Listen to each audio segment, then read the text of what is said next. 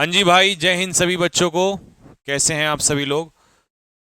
तो चलिए दोस्तों, करते हैं बेटा आज का सेशन स्टार्ट। ये पीडीएफ आप लोगों को कल मिल गई थी, और अगर कल मिल गई थी तो इसका सीधा सा मतलब है कि आपको ये आपने सॉल्व कर ली होगी। तो अगर आपने ये सॉल्व कर ली है तो हम भाई इसका करते हैं आज सॉल्यूशन स्टार्ट। ठीक है।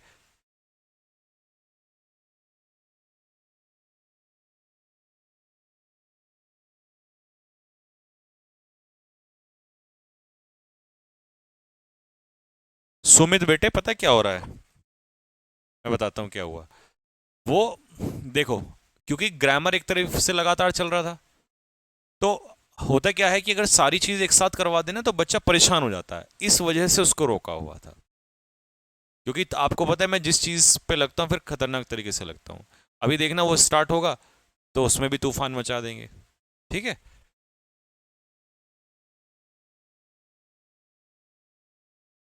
क्लोज टेस्ट का पीडीएफ का सॉल्यूशन कहाँ मिलेगा हमने? है? वहीं रीडिंग कॉम्प्रिहेंशन में ही होगा बेटा। चेक करो आप।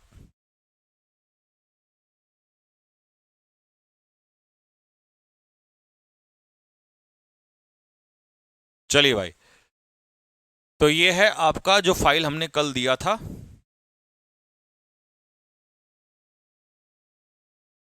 ठीक है। अगला एक हफ्ता रुको और एक हफ्ता देखो, आपका वही वही तबाही मचाते हैं। ठीक है।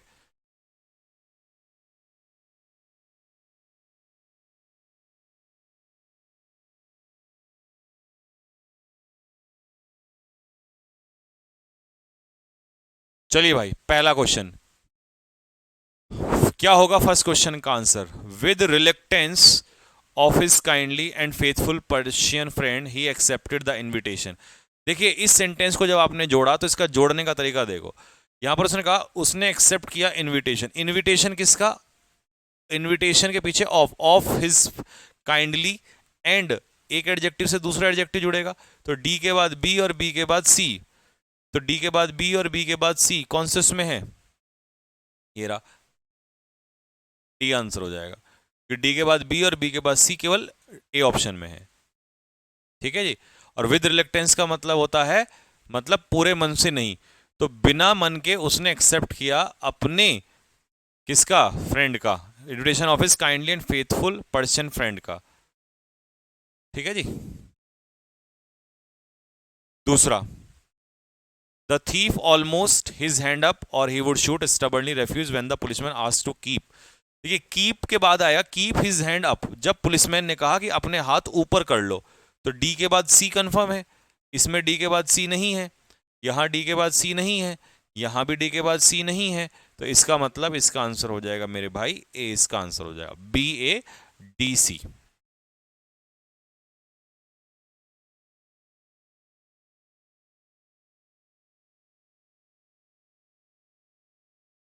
ठीक है। चलिए जी, अगला question,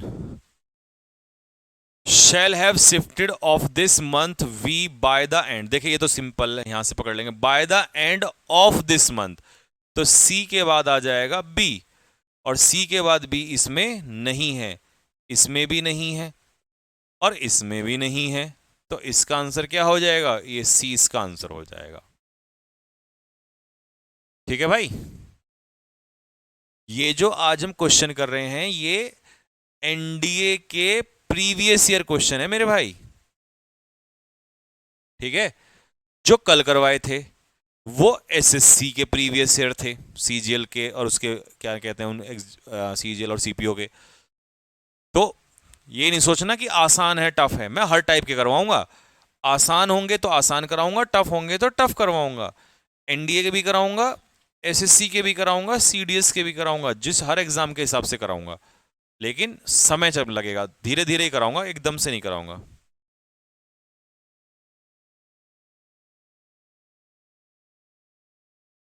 next, I met with a very aged man who, who के बाद आएगा आस्क्ड। क्यों आएगा आस्क्ड? क्योंकि हु यहां पर सब्जेक्ट का काम करता है रिलेटिव प्रोनाउन, और सब्जेक्ट के बाद आती है वर्ब, तो बी के बाद ए कंफर्म है, तो बी के बाद ए इसमें नहीं है, और बी के बाद इसमें भी नहीं है। तो आंसर या तो होगा सी से स्टार्ट या होगा डी से स्टार्ट। ठीक है, तो डी से when I came to the foot of the hill, तो डी के बाद सी आ जाएगा सीधा, ए इसका आंसर हो जाएगा। सॉरी सर, गलती से बोल दिया। अरे नहीं मेरे भाई, तुम्हें ऐसा लगता है कि मैं कभी गुस्सा करता हूं ना? मैं ऐसा टीचर हूं, मैं हर बच्चे की दिल तक की बात जानता हूं कि वो क्या सोच रहा है, क्या बोलना चाह रहा है। पता है, बुरा नहीं लगा मुझे, बट मेरा फर्ज है समझाना, क्योंकि बच्चों को ऐसा लगता है कि जैसे अभी एक बैच को एक महीना भी स्टार्ट नहीं हुआ। हुआ एक महीना, 1 जुलाई कितने को स्टार्ट हुआ था? 1 जुलाई से तो स्टार्ट हुआ था, पहले डेमो वगैरह चला, तो मतलब एक महीना मान लो सही तरीके से। 20-25 क्लास हुई हैं अभी, उसमें तुम्हारा पी क्यू आर एस भी आज 50 हो जाएंगे, कल 25, आज 25 50। क्लोज टेस्ट भी उस दिन हिंट दिया था, कराए थे। अनसीन पैसेज अब स्टार्ट ही कर दूंगा। ग्रामर के कितने चैप्टर करा दिए हैं, और कितने कितने क्वेश्चंस करा दिए हैं। ठीक है, हर चैप्टर में सबसे बड़ी बात है क्वेश्चंस कितने कराए हैं, कॉन्सेप्ट दुनिया का एक नहीं छोड़ा। तीसरी बात, वोकैब पे हल्का हाथ क्यों रख रखा है? मैं भी तो जानता हूं ये बात, क्यों रख रखा? क्योंकि भाई मैं एक समय पे दो ही चीज पे खतरनाक हाथ रख सकता हूं। क्यों? क्योंकि इस समय मुझे पता है कुछ बच्चे संकल्प 2.0 भले ही उन्होंने खरीदा है, लेकिन वो वोकैब 1.0 से कर रहे हैं। 1.0 की वोकैब उसमें दी हुई है, समझ रहे बात को? तो मैंने इसी, क्योंकि मुझे पास मैसेज आते हैं बच्चों के, तो मैंने क्या सोचा कि भाई एक काम करते हैं, और सोचा क्या, मैं तो क्योंकि मुझे पता है कैसे पढ़ाना होता है बच्चों को, कैसे चीज है। अगर मैं वोकैब पे भी दाबिश कर दूं बहुत तेजी से, तो मेरे भाई ना तो ग्रामर कर पाओगे और ना ही तुम ये कर पाओगे। तो एक टाइम पे केवल एक दो चीज ही कर सकते हो। अब मुझे पता है कि मैंने ग्रामर के कई चैप्टर बढ़िया मजबूत करवा दिए तुम्हारे। ठीक है, अब जिसको जल्दी होगी तो वो 1.0 से कर लेगा। अब मैं रुका पड़ा हूं, तो मैं रुका इन्हीं के लिए हूं, वो कैब के लिए और इसके लिए। तो एक समय पे तीनों चीज कंटिन्यू लगातार नहीं हो सकती। ये इंग्लिश है, मैथ्स नहीं है कि बस परसेंटेज चल गया तो परसेंटेज ही खत्म कर लो पहले। इसमें 3 सेक्शन पढ़ाने पड़ते हैं, ग्रामर, वोकैब और रीडिंग कॉम्प्रिहेंशन। तो एक समय पे दो चीज को लेके चल सकते हैं, grammar vocab, vocab reading comprehension, या ग्रामर रीडिंग कॉम्प्रिहेंशन। देखिए, टीचर बनना इतना आसान नहीं है, बहुत सोच समझ के साइकोलॉजिकली भी पढ़ना पड़ता है कि इस एक समय में बच्चा क्या कर सकता है। मैं तो देने को दे दूंगा, रिकॉर्ड करने मुझे कितना टाइम लगता है, मैं तो भर भर के दे दूंगा, मेरा तो पीछे छूट जाए। पीछा नहीं छुटाना ना भाई, समझ रहे ना, जान है संकल्प तो अपनी, तो पीछे थोड़ी ना छुड़ाना है। हाँ सर, यही डाउट मुझे पता है बहुत सारे बच्चों का डाउट होगा, और तुम्हें लगता होगा सर क्या पता सर को याद ना हो। नहीं, सर को सब पता है कि किस समय क्या करना है। ठीक है, तो टेंशन ना लिया करो।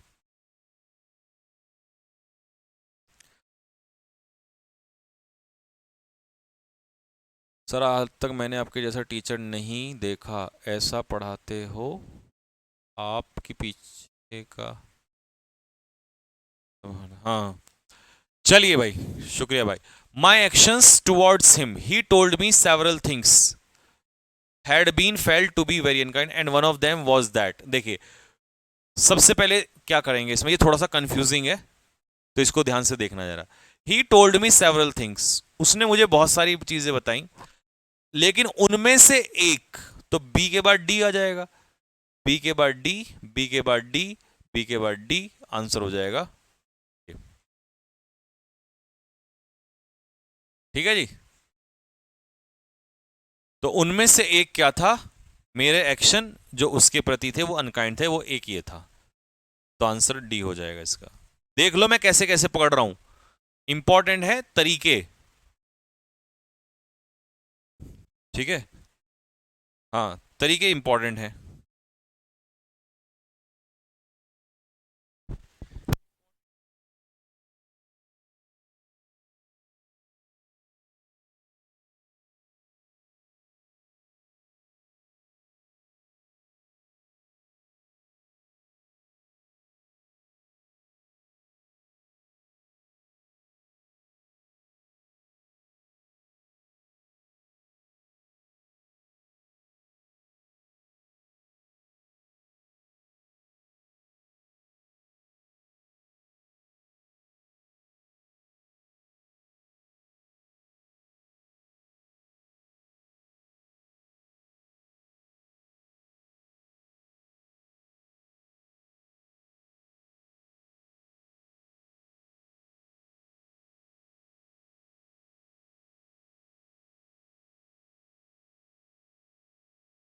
हाँ जी बच्चा पार्टी।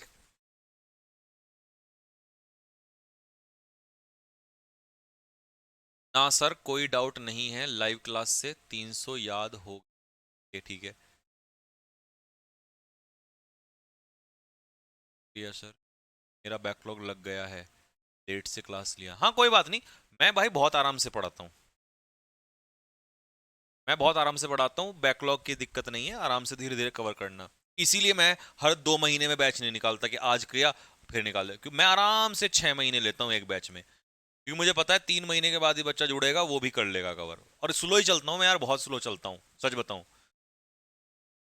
ठीक है, तुम्हें तो ये भी नहीं पता कि मुझे ये बात का भी पता रहता है, बच्चों को भले ही ना लगा कि मैं क्लास में उतना पढ़ाता हूँ जितना मेरे बच्चे झेल लेते हैं।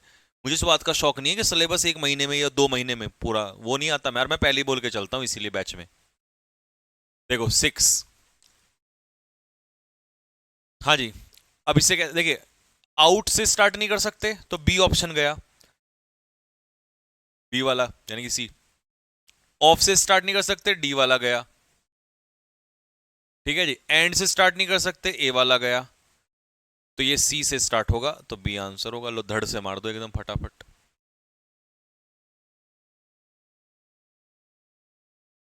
ठीक है भाई, क्योंकि सब्जेक्ट से स्टार्ट करेंगे। It was his writings are so philosophical, उसने जो लिखा है, जो लेख लिखे हैं वो इतने फिलोसफिकल हैं, तो सो का पेयर बनता है दैट से। की so intelligent that, so philosophical that, तो ए का पेयर सी से बनेगा। तो ए का पेयर सी से इसमें नहीं है, ए का पेयर सी इसमें नहीं है, अब इसमें भी है। तो क्या बी से स्टार्ट करेंगे हम? टू रीड, नहीं, टू से तो स्टार्ट ही नहीं होगा, तो ये भी खत्म हो जाएगा। तो ऐसे देख रहे हो, ऐसे निकलते हैं।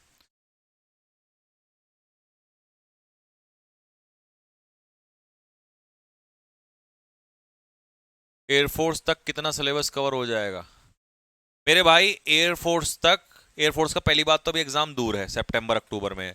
दूसरी बात, एयरफोर्स की 2-3 मैराथन ले देंगे तुम्हारा, उसी में ही कवर हो जाएगा। तीसरी बात, जितने चैप्टर यहां करा दूंगा उतने कर लो, पी क्यू आर एस ये पैसेज कराई दूंगा। बची बात तुम्हारी वो कैब की और उसकी क्या कहते हैं, जरूरत ही नहीं पड़ेगी, मैं मिसलिनियस करा दूंगा, उसी से काम हो जाएगा। तो एयरफोर्स का इतना घास बड़ा टफ पेपर नहीं आता, वो तो मैं ऐसी ही प्रैक्टिस प्रेस से उससे ही करा दूंगा। और अगर कोई चैप्टर छूट भी रहा है मान लो, तब तक तुम्हें लग रहा नहीं, तो वो 1.0 में से कर लो, वो तुम्हारे पास है ही। ठीक है, बाकी मेरी कोशिश सही, मैं करा ही दूंगा तब तक। अभी देखिए, हेड अपने पीछे थर्ड फॉर्म लेता है, तो बी के बाद क्या आ जाएगा? डी। तो मेरे भाई बी के बाद डी कहां पर है? कहां है बी के बाद डी? ये रहा बी के बाद डी, तो बी आंसर हो जाएगा, एक ही ऑप्शन में है। सी से स्टार्ट कर देंगे। एज ही वॉज जनरस, मैग्नेनिमस का मतलब होता है जनरस, उदार, तो इसीलिए उसने बदला नहीं लिया। For some time the weather becomes cool and pleasant which is troublesome, नहीं, प्लीजेंट मौसम ट्रबलसम नहीं होता, ह्यूमिडिटी है जो ट्रबलसम होती है। तो डी के बाद बी आ जाएगा, तो डी के बाद बी इसमें नहीं है, और डी के बाद बी इसमें भी नहीं है, दो ऑप्शन है, या तो डी से स्टार्ट कर दो या सी से। The weather becomes cool and pleasant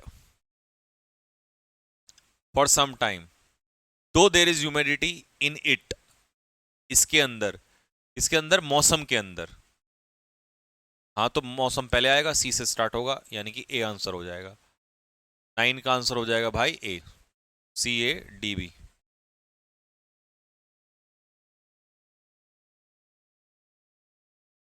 practice sheet का रिकॉर्डेड क्लास नहीं है, ये कौन से,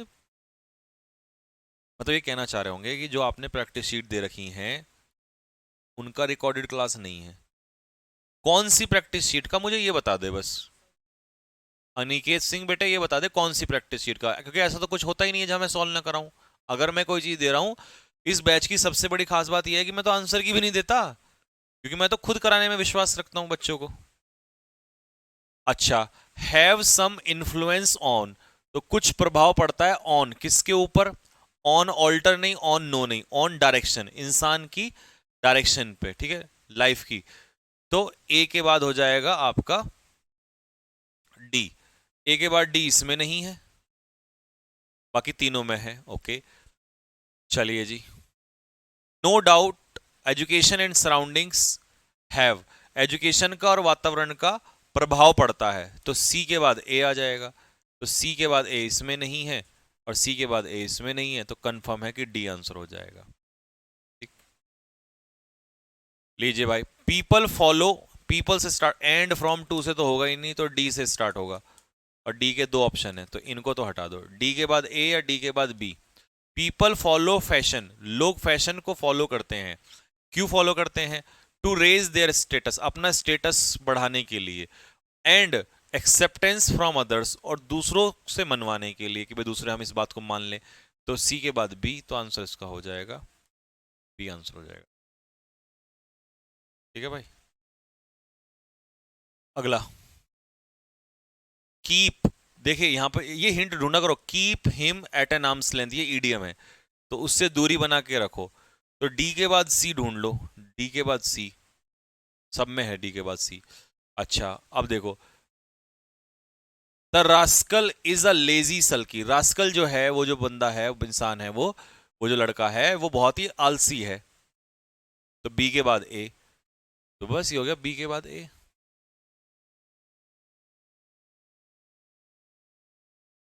लिखिए, नॉट ओनली के बाद बट ऑल्सो आता है, तो सी के बाद डी आ जाएगा। तो सी के बाद डी इसमें नहीं है, सी के बाद डी इसमें नहीं है और सी के बाद डी इसमें नहीं है, तो आंसर हो जाएगा सी, ऑप्शन हो जाएगा। तो एनडीए वालों तुम भी ज्यादा टेंशन ना लिया करो भाई, तुम्हारा भी कोई ज्यादा ऐसा खास वो नहीं आता, आराम से कर लेते हो तुम लोग। ठीक है, और यही लेवल तुम्हारा आता है एयरफोर्स में भी आता है, सेम लेवल आता है दोस्त।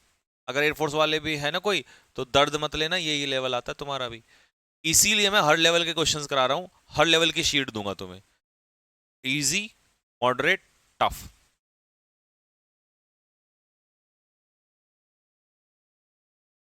देखिए भाई, ग्रोथ ऑफ इंडस्ट्रीज, इंडस्ट्रीज की ग्रोथ, और इंडस्ट्रीज है कहां पर? शहरों में। तो बी के बाद आ जाएगा डी। ठीक है जी, तो बी के बाद डी इसमें नहीं है, बी के बाद डी इसमें नहीं है और बी के बाद डी इसमें नहीं है, तो आंसर इसका हो जाएगा डी। बड़े स्मूथ तरीके से ऐसे निकाला करो, तरीके ढूंढा करो, नहीं तो तुम नहीं पैसे पकड़ पाओगे फिर। अच्छा, देयर वर सेवरल, सेवरल है एडजेक्टिव, इसके बाद सेवरल कौन? लोग, तो वहां पर बहुत सारे लोग थे, तो डी के बाद बी, डी के बाद बी यहां नहीं है, डी के बाद भी, अच्छा इसमें तो है, डी के बाद भी इसमें नहीं है और डी के बाद भी इसमें नहीं है, तो आंसर क्या हो जाएगा? बी इसका आंसर हो जाएगा। अच्छा, द एनजीओज एम, एपोस्ट्रोफियस लगा ना अधिकार के लिए, एनजीओ का उद्देश्य, सी के बाद बी, सी के बाद बी, सी के बाद बी और भाई सी के बाद बी, तो डी ऑप्शन में ही है। नेक्स्ट, जस्ट टू प्रूव, अच्छा जी, नो वन लाइक्ड, किसी ने भी पसंद नहीं किया उनका आलोचना करना, और कैसे आलोचना करना? कॉस्टिकली, तीखे तरीके से, तो सी के बाद आ जाएगा बी। और किस लिए? हर प्रोडक्शन को किस लिए? ताकि वो प्रूव कर सके वर्थलेसनेस, कि भैया ये जो प्ले राइट है ये खराब है, तो C B A D, C B A D पहला ही आंसर बन जाएगा। Next, it has been established, ऐसा माना गया है, दैट, क्या माना गया है? कि Einstein was weak in arithmetic, Einstein arithmetic में वीक थे, ठीक है, right from his school days, अपने स्कूल डेज के समय से, ऑल्दो अ ग्रेट साइंटिस्ट, भले ही वो एक ग्रेट साइंटिस्ट हो, तो पहले ऑल्दो आ जाएगा, तो डी के बाद ए आ जाएगा, तो डी के बाद ए और फिर बी के बाद सी बैठेगा।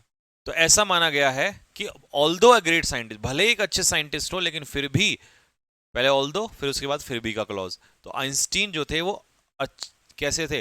अर्थमेटिक में कमजोर थे, तो बी के बाद सी ऑप्शन आ जाएगा। ठीक है, नेक्स्ट, डी वैल्यूज हिज, तो डी से तो स्टार्ट होगा नहीं, अच्छा ये तो ऑप्शन में भी नहीं है, well skilled in his job, A से भी स्टार्ट नहीं होगा। बट हिज रफनेस, सी से भी स्टार्ट नहीं होगा, बी से स्टार्ट होगा। ही इज अ कैपेबल, क्या capable, he is a capable, तो बी से स्टार्ट होगा। अब बी के बाद सी या बी के बाद A, he is a capable, B के बाद सी या बी के बाद A, he is a capable well skilled in his job, but his roughness of a rustic nature devalues his achievements. बस तो खत्म हो गया, सी के बाद डी आ जाएगा, क्योंकि उसका जो नेचर है ना वो बड़ा रफ है, तो इस वजह से उसकी अचीवमेंट कम हो जाती है, तो सी के बाद डी, तो सी के बाद डी तो फिर इसमें है, लास्ट में आएगा ना सी के बाद डी, बी के बाद ए आ जाएगा।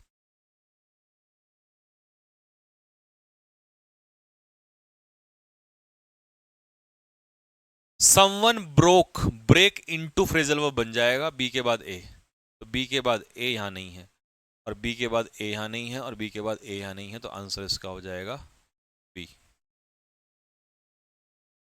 Next, people blame others for their misdeeds of the present day world arise, most of the travels. हाँ जी, मोस्ट ऑफ द ट्रबल्स यहां से स्टार्ट होगा, ये है एक्चुअल में सब्जेक्ट, सी ऑप्शन, तो दो ऑप्शन तो हटा ही दो, डी और ए वाले तो, ठीक है। ज्यादातर समस्याएं आज के समय की, of the present world, arise from, arise के साथ फ्रॉम प्रेपोजिशन आ जाएगी, तो C B D, C B D, D answer हो जाएगा।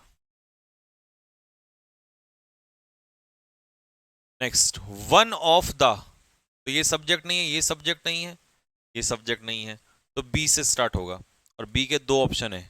अच्छा, बी के बाद डी या बी के बाद A, one of the principal is, नहीं गलत, one of the principal reason, principal है एडजेक्टिव और रीजन है नाउन, तो ये सही है, मुख्य कारण, तो बी के बाद ए, सी ऑप्शन हो जाएगा।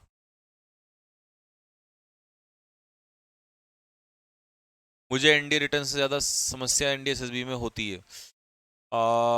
डिम्पी देखो पता है क्या है, एनडीए एसएसबी के लिए तुम्हें एक बार प्रॉपर टाइम देना पड़ेगा, मतलब तुम्हें जीडी, लेक्चरेट, ये और ये किसी अच्छे एसेसर से मिलो जो एसएसबी कराता हो आपको, ठीक है।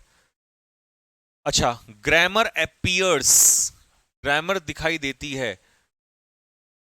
ठीक है, कैसी, थ्रेटनिंग एंड इवन इम्पॉसिबल, ठीक है, थ्रेटनिंग भी और इम्पॉसिबल दिखाई देती है, तो डी के बाद सी, यहां नहीं है डी के बाद सी, यहां नहीं है डी के बाद सी, यहां नहीं है डी के बाद सी, ठीक है, तो ये है बी। तो यहां से शुरुआत कर दोगे, टू मैनी पीपल, बहुत सारे लोगों को ग्रामर जो है कैसी खतरनाक दिखाई देती है, एंड इवन इम्पॉसिबल और इम्पॉसिबल टू अंडरस्टैंड, तो सी के बाद लास्ट में ए आएगा, तो ऐसे भी पढ़ सकते हो कि सी के बाद लास्ट में ए इसी में ही है, अलग अलग तरीके से, बस जो समझ में तुरंत वही समझ में आ गया उसी तरीके को पकड़ लेना, बस ये देखो कि किसके बाद कौन सा जुड़ेगा, ये तरीका होता है, कोई शॉर्टकट नहीं लगता इसमें। अच्छा जी, whole of the last year, during the whole of the, देखो ड्यूरिंग द होल, पूरे साल, तो सी के बाद ए इसमें नहीं है, और सी के बाद ए इसमें नहीं है, तो अब या तो डी से स्टार्ट करो या सी से करो। आई ओनली वेंट फिशिंग, तो अगर मैं सी से स्टार्ट करूं, during the whole of the last year I only went fishing twice, और अगर मैं स्टार्ट करूं डी से, तो I only went fishing during the whole of the last year twice, नहीं नहीं गलत है, ठीक है, ए इसका आंसर हो जाएगा। क्यों हो जाएगा, क्योंकि वो कह रहा है कि I during the whole of the last year, पिछले साल के दौरान मैं फिशिंग करने गया, ये फिशिंग के बाद ट्वाइस आएगा, ये बीच में नहीं आएगा, डी के बाद सी नहीं आएगा, यहाँ डी के बाद सी दे रखा है, ठीक है, डी के बाद जो आएगा वो बी आएगा, कि मैं फिशिंग करने गया, कितनी गया, दो बार गया, तो ए आंसर हो जाएगा। नेक्स्ट, अगला क्वेश्चन, हाँ जी, हैज से स्टार्ट नहीं करोगे आप, ए से तो स्टार्ट नहीं करोगे, ए का ऑप्शन हटा दो, डी इन प्रपोजिशन से स्टार्ट नहीं को, ये हटा दो, बी के बाद ए और बी के बाद डी, तो मैंगो से स्टार्ट कर लो भाई, mango has been commercially cultivated, mango जो है वो उगाया जाता है, कहाँ उगाया जाता है? बी के बाद ए और बी के बाद डी। कल्टीवेटेड के बाद हैज नहीं आएगा तो बी के बाद ए गलत हो गया, तो सीधा आंसर हो जाएगा बी के बाद डी।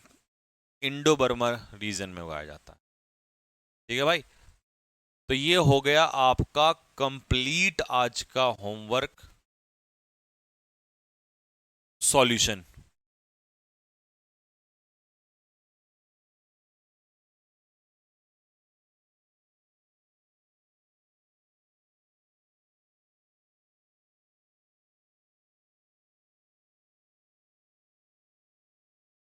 ठीक है भाई,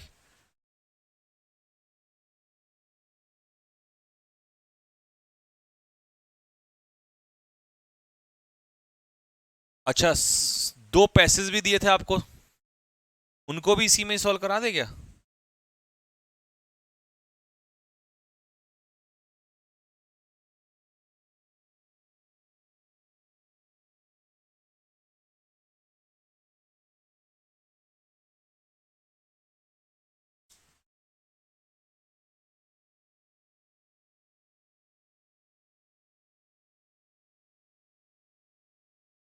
चलो भाई,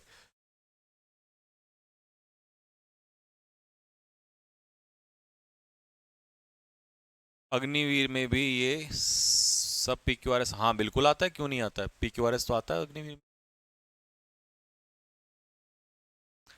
अग्निवीर में भी आता है भाई PQRS तो। अच्छा क्लोज के जो 5 क्वेश्चन, 5 5 क्वेश्चन दिए हैं, उसका हमने यार सॉल्यूशन तो कराया होगा। अच्छा तीसरे वाले का, हाँ तीसरे वाले का नहीं कराया था, तो तीसरे वाले का दे दूंगा मैं आपको, बाकी जिसके करा रखे हैं वो वहीं पे ही होंगे। अच्छा भाई, पैसेज नंबर 1 पे आ जाओ।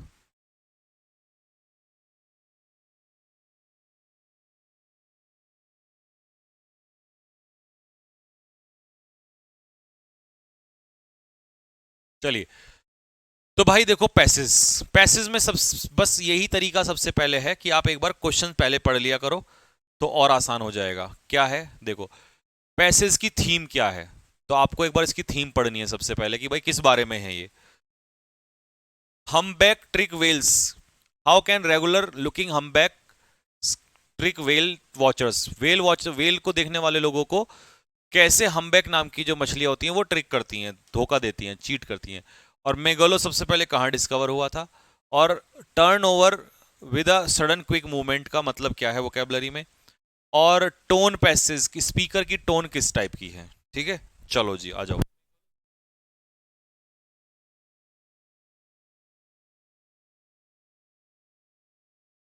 लो भाई स्टार्ट करते हैं।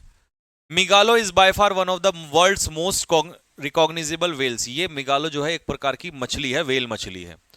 ठीक है, बिकॉज ही मतलब ये मेल है एक प्रकार के। ठीक है, ही इज कंप्लीटली व्हाइट, क्योंकि इसका रंग जो होता है वो व्हाइट होता है, thanks to genetic sampling of Migaloo's skin. ठीक है, एक्चुअल में क्या हुआ था, इस मछली की जेनेटिक सैंपलिंग की गई थी, इससे पता चला इसका कि भैया ये मेल है। साइंटिस्ट हैव, और इसकी सैंपलिंग की वजह से डॉक्टर्स ने, अच्छा ये मेल है, ये तो इसने कैसे कैसे पता चला ये, ही इज कंप्लीटली वाइट, क्योंकि ये कंप्लीटली क्या है, वाइट है। ठीक है, थैंक्स टू द जेनेटिक, अच्छा इसके जेनेटिक सैंपलिंग हुई थी मेगालो की स्किन की, तो इसी वजह से साइंटिस्ट ने आइडेंटिफाई कर लिया था, पहचान लिया था कि ये मेल है। जेनेटिक सैंपलिंग से पता चला हुआ, अच्छा कलर वाइट से नहीं पता चला, सॉरी, उससे तो ये पहचानी जाती है जल्दी। ठीक है,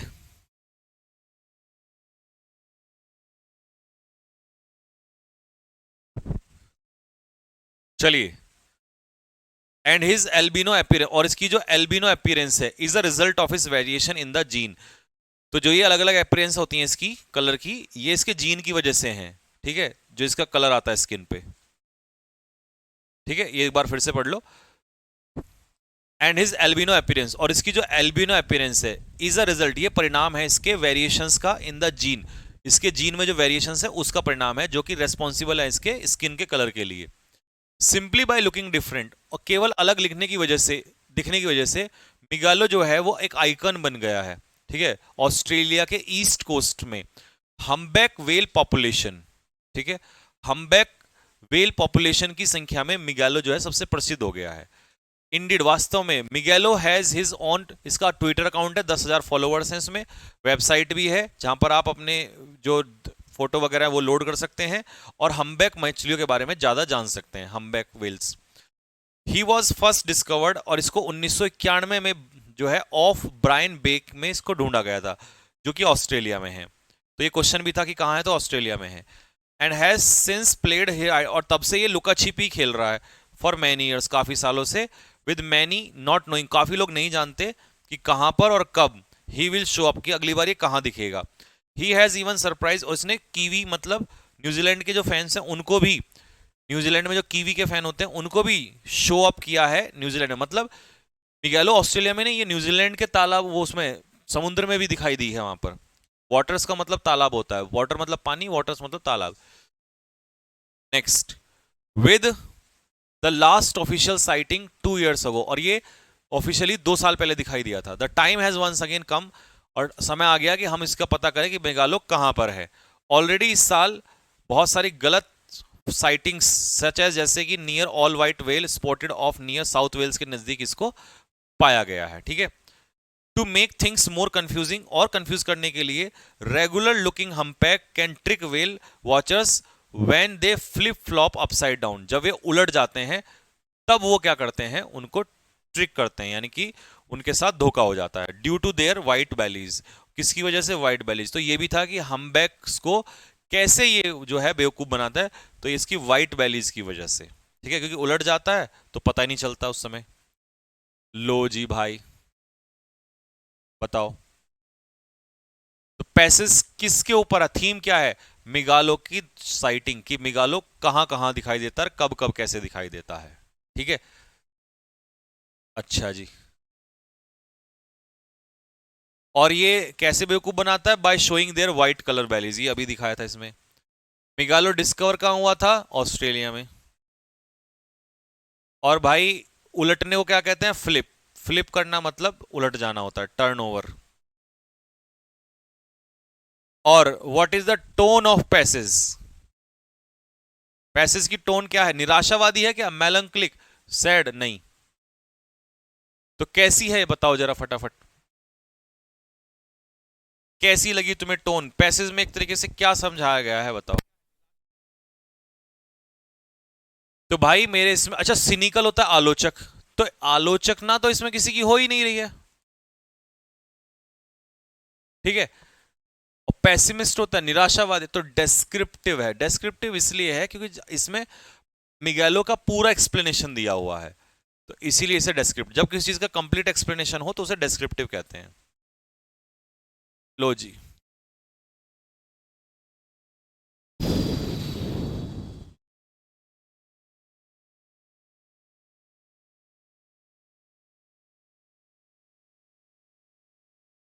लो जी भाई स्टार्ट करते हैं।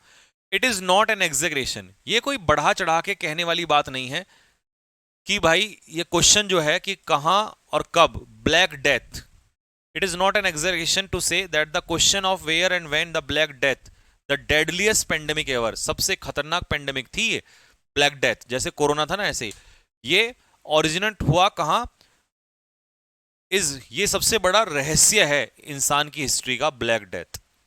और ये कोई बड़ा चढ़ा के कहने वाली बात नहीं है, ये वास्तव में है। After all black death was first wave, ये पहली लहर थी किसकी, सेकंड प्लेग की, जो कि 14th too early 19th century में हुई। इसने 50 से 60% पॉपुलेशन यूरोप की मार दी, मतलब यूरोप मतलब ये तो भाई बहुत ही खतरनाक था। और मिडिल ईस्ट और नॉर्थ अफ्रीका में लगभग लगभग काउंटलेस नंबर, अनकाउंटेबल नंबर लोग मारे गए सेंट्रल एशिया में। डिफरेंट पीपल, यानी कि 50 से 60% पॉपुलेशन यूरोप की, मिडिल ईस्ट की और नॉर्थ अफ्रीका की थी, और अनकाउंटेबल नंबर ऑफ पीपल थे कहां पर, सेंट्रल एशिया में।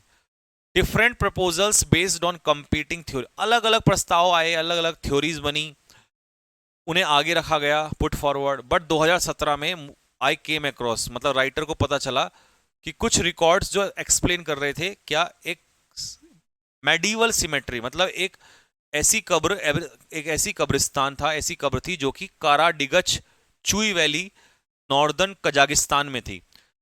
विच आई, जहां मुझे डाउट हुआ कि भाई यहां पर होल्ड द की, मतलब यहां पर क्या है, मुझे सबूत मिल सकते हैं इस कब्र में, यानी कि कजाकिस्तान में।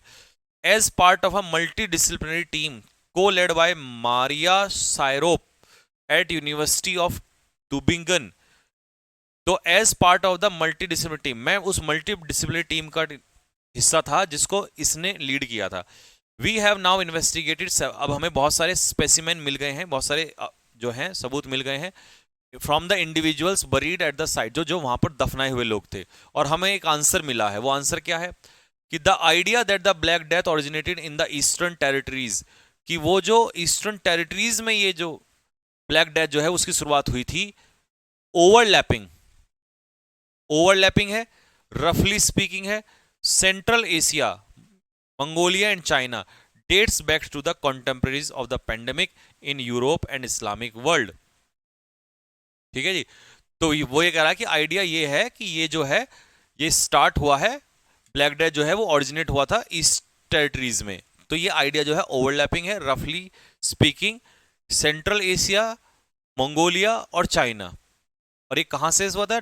To the contemporary of pandemic in Europe, जो कि इस्लामिक वर्ल्ड या यूरोप में ये आपदा आई थी। The modern academic Chinese origin theory dates back to the, और आज के समय की जो चाइनीज थ्योरी है वो एटलीस्ट कब से, 1956 से 1900, ये 8 कुछ यहां पर डेट लिखा शायद, and a publication about the history of Central Asia by French scholar Joseph de Guignes. What is the tone of passage, बताइए।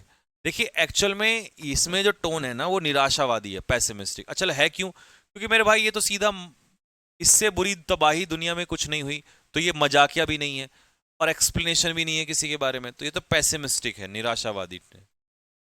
What is the theme of passage? Passage है कि ब्लैक डेथ का impact क्या हुआ,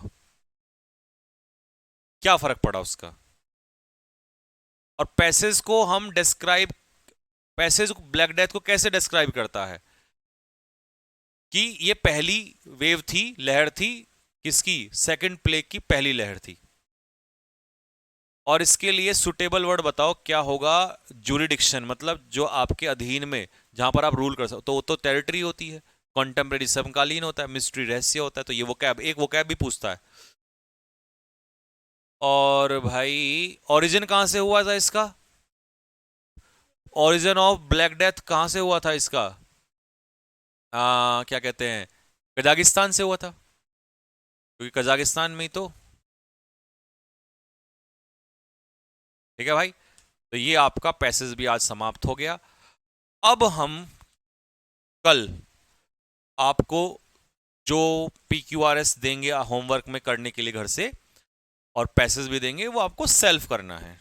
ठीक है भाई, और उसका रिकॉर्डेड सॉल्यूशन डालेंगे, क्योंकि कल हम वोकैब कर रहे हैं। ठीक है, एंड नाउ बी हैप्पी।